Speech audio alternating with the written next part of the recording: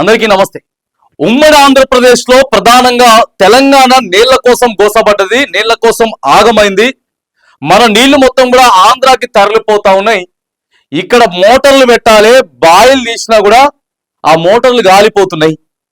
Current చక్కగా లేక నీళ్ల కోసమే ప్రధానంగా మొదలైనటువంటి తెలంగాణ ఉద్యమం ప్రస్థానం ఏదైతే ఉందో సాధించుకున్నాం. దాన్నిగా సాధించుకున్న తర్వాత ప్రాజెక్టులు కట్టుకుంటా ఉన్నాం. సరే, అప్పు అయితే అప్పు అయింది.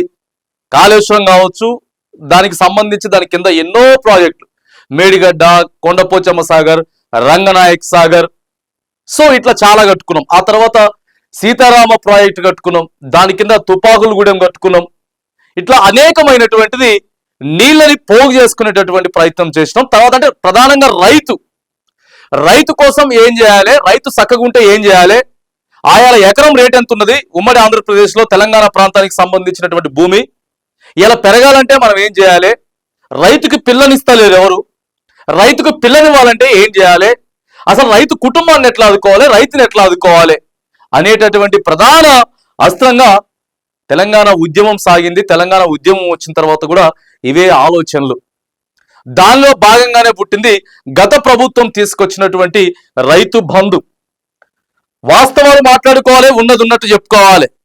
తెలంగాణ వచ్చిన తర్వాత రైతులను ఎట్లా బాగు చేస్తే బాగుంటుందని చెప్పిన ఆలోచనలో వచ్చినటువంటి మొదటిది రైతు బంధు. తర్వాత ఒకవేళ రైతు చనిపోతే ఏం చేయాలి, రైతు చనిపోతే ఆ కుటుంబానికి ఏంది భరోసా, ప్రభుత్వ ఉద్యోగం లేదు, ఇంట్లో చూసుకునే దిక్కు లేదు, ఏం చేయాలి, కనీసం ఒక 5 లక్షల రూపాయలైనా సరే ఆ ఫ్యామిలీకి, అంటే ఆయన దశదిన కర్మలు అయిపోయేసరికే ఒక 11 రోజులకే ఆయనకి పైసలు రావాలి, రైతు కుటుంబానికి పైసలు రావాలని చెప్పి ఒక 5 లక్షల రూపాయలతోటి ఇవ్వాలని చెప్పి మాత్ర కార్యక్రమం రైతు బీమా మొదలైంది.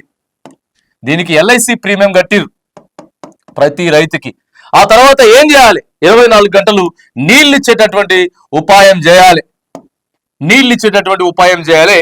ఇట్లా ఈ రెండు రైతుకిస్తే ఒక్కసారి ఆలోచన చేయండి. రైతు బంధు పెట్టుబడి ఒక్కొక్క పంటకి ఓ ఎకరానికి ఒక 5,000 రూపాయలు ఇస్తే ఎంతో కొంత చేదోడు వాదోడు అవుతుంది. ట్రాక్టర్ ఆయనకి పైసలు ఇవ్వడానికో, లేకపోతే నాటేసిన వాళ్ళకి ఇవ్వడానికో, కలుపు తీసిన వాళ్ళకి ఇవ్వడానికో, ఇట్లా ఇవే కదా వాళ్ళకి పైసలు పనిచేస్తాయి ఎంతో కొంత అని చెప్పి 5,000 రూపాయల్ని ఇస్తా ఉంటే, మరి ఇప్పుడు అధికారం మారిన తర్వాత 2023 చివరి నాటికి కాంగ్రెస్ ప్రభుత్వం అధికారంలోకి వచ్చిన తర్వాత ఏం జరుగుతా ఉంది? ప్రజెంట్ ఇప్పుడు మనం మే నెలలో ఉన్నాం. ఈ రైతు బంధుని రైతు భరోసాగా మార్చి మేము 15,000 రూపాయలు ఇస్తా ఉన్నాం అని చెప్పిండ్రు. మరి అవి ఎంతవరకు వచ్చినాయి? ఇక్కడ ఇబ్బంది పడ్డరా రైతులు, ఇబ్బంది పడలేదా? కేసీఆర్ రైతు బంధు ఇచ్చేటప్పుడు ఇబ్బంది పడ్డరా, రైతు భరోసా అప్పుడు ఇబ్బంది పడ్డరా అనేటటువంటి విషయంతో పాటు రైతు బీమా ఏమైపోయింది, ఇప్పటివరకు ఎంతమందికి వచ్చింది, ఎంతమంది రైతులు చచ్చిపోయినరు, కాంగ్రెస్ ప్రభుత్వం వచ్చిన తర్వాత ఎంతమంది చచ్చిపోయినరు, 15,000 ఇస్తామని చెప్పి రైతు భరోసా తీసుకొచ్చినాం, ఓ పంటను ఎగ్గొట్టినాం, 5 ఎకరాల లోపే పైసలు ఇచ్చినాం, అనేక మందికి పైసలు రాలేదు, రుణమాఫీ చేస్తామని చెప్పినాం, ఆ రుణమాఫీ కూడా చాలా మందికి కాలేదు, రైతు రుణమాఫీ చాలా మందికి కాలేదు. తర్వాత భరోసా ఏదైతే ఉందో ఆ భరోసా కూడా రానోళ్ళు చాలా మంది ఉన్నారు. ఇప్పుడు ఏమైతా ఉందనంటే అకాల వర్షాలు వచ్చినాయి. అకాల వర్షాలు మొత్తం ముంచెత్తి తెలంగాణ వ్యాప్తంగా కూడా కురుస్తా ఉన్నాయి వర్షాలు. రోజుకి ఏదో ఒక ప్రాంతంలో రైతులంతా కూడా పంట చేతికొచ్చింది, కళ్ళాలెమ్మటి పోసుకున్నారు. 1 బస్తానో 2 బస్తానో కాదు కదా తీసుకుపోయి మన ఇంట్లో సన్సైడ్ మీదనో లేకపోతే అటుకు మీదనో పెట్టుకుందాం, ఆరబెట్టుకుందాం కాదు కదా. ఏడబోయాలి, పోస్తే నువ్వు ఎన్ని బరకాలు కట్టినా కూడా కింద నుంచి పైన నువ్వు ఎన్ని బరకాలు వేసి కింద ఎండేసినా కూడా మొత్తం తడిసిపోతా ఉన్నాయి. మా ఒడ్లు కొనండి మహాప్రభు, ప్రభుత్వం యాక్టివ్గా ఒడ్లు కొనట్లేదు అని చెప్పేసి పత్రికలలో ఎన్నో చూస్తా ఉన్నాం, సోషల్ మీడియాలో ఎన్నో చూస్తా ఉన్నాం. సోషల్ మీడియాలో గయ్యే వీడియోలు, రైతులంతా కూడా రోడ్లు ఎక్కిండ్రు. మరి మనం చక్కగా రైతు భరోసా ఇయ్యం రైతుల కోసం, మరి పూర్తిగా రైతు రుణమాఫీ చేయం రైతుల కోసం, మరి పూర్తిగా మనం ఒడ్లు కొనేటటువంటి ప్రయత్నం చేయం, బీమా ఎంతమందికి ఇచ్చినాం అనేది ఒకసారి రైతులు ఆగమవుతున్నారు. తెలంగాణ రైతులు ఆగమవుతా ఉన్నారు. రైతుల కోసం తెచ్చుకున్నటువంటి తెలంగాణ ఇవాళ ఏమైపోతా ఉంది, ఎందుకు ఆగమైపోతా ఉన్నది? నువ్వు మొదగాలు ఇయ్యాలి కదా, మొదగాల ఏవేవైతే రైతులకు సంబంధించినటువంటి అంశం కీలకంగా ఏ రాష్ట్రానికైనా ఏ దేశానికైనా సరే రైతు వెన్నుముక లాంటి వాడు, గుండె లాంటి వాడు. రైతు ఆగమైతే, రైతు ఏడిస్తే దేశం ఏడుస్తుంది అనేటటువంటి నినాదంతో మనం గత 75 ఏళ్లుగా స్వాతంత్రం తెచ్చుకున్న దగ్గర నుంచి కూడా రైతే రాజు, జై జవాన్ జై కిసాన్ అని చెప్పి పోతున్నాం. కానీ మరి ఎక్కడ క్షేత్రస్థాయిలో అమలవుతా ఉంది. మోటార్లు కాలిపోయేటి, ఆయన ఎండిపోయేటి, కరెంటు చక్కగా లేక, నీళ్లు చక్కగా లేక, రాత్రిపూట ఎప్పుడో కొద్దిసేపు కరెంట్ వస్తే, రాత్రి ఎప్పుడో కొద్దిసేపు నీళ్లు వస్తే రైతన్న ఆ పొలాన్ని కాపాడుకోవడానికి పోతే ఆడ పావుగుట్టో తేలిగుట్టో రైతన్న చచ్చిపోతే పట్టించుకునేటటువంటి దిక్కు లేదు. తెలంగాణ మొత్తం ఎండిపోయింది, నీళ్లు లేక, చక్కగా కరెంటు లేక, రైతు పెట్టుబడి సాయం ఇచ్చేటోడు లేడు. అప్పులు తీసుకొచ్చి మొత్తం బోర్లు తీస్తే అవి ఎండిపోయినటువంటి పరిస్థితి, నీళ్లు చక్కగా పడినటువంటి పరిస్థితి. మనకి రావాల్సినటువంటి నీళ్లు మొత్తం ఆంధ్ర ప్రాంతానికి తరలిపోతా ఉన్నారు. ఇంత వివక్షతకు గురైనటువంటి తెలంగాణ ప్రజలకి తెలంగాణ వచ్చిన తర్వాత అయినా సరే ఇగో కొద్ది గొప్ప వాళ్ళకి ప్రశాంతత ఉండాలని చెప్పి కొన్ని పథకాలు తీసుకొస్తే మరి ఆ పథకాలు ఇప్పుడు ఏమైతా ఉన్నాయి?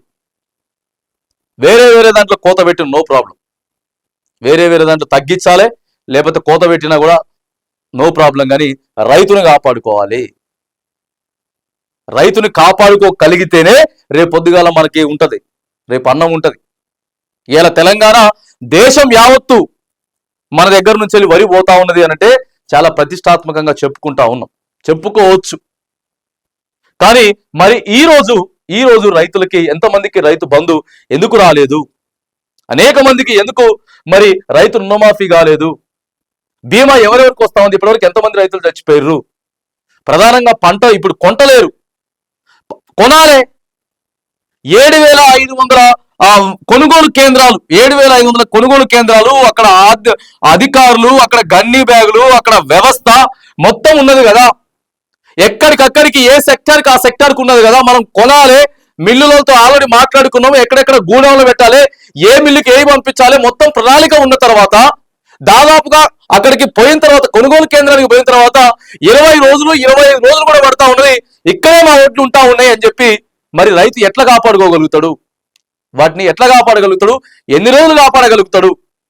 పైసలు 24 గంటలు రైతుకి ఇవ్వాల్సిన అవసరం లేదు. ఓ వారం రోజులు, 10 రోజులు, 15 రోజులలో రైతుకు పైసలు ఇచ్చిన నో ప్రాబ్లం. కానీ అవి అయితే రైతు దగ్గర నుంచి మనం తీసుకొని ఇగో ఇంత అయిందా అని చెప్పి ఆయనకి స్లిప్ ఇస్తే ప్రశాంతంగా నిద్రపోతాడు. అవి ఆయన దగ్గర పెట్టుకుంటే ఏం ప్రయోజనం లేదు, ఎలాంటి ప్రయోజనం లేదు.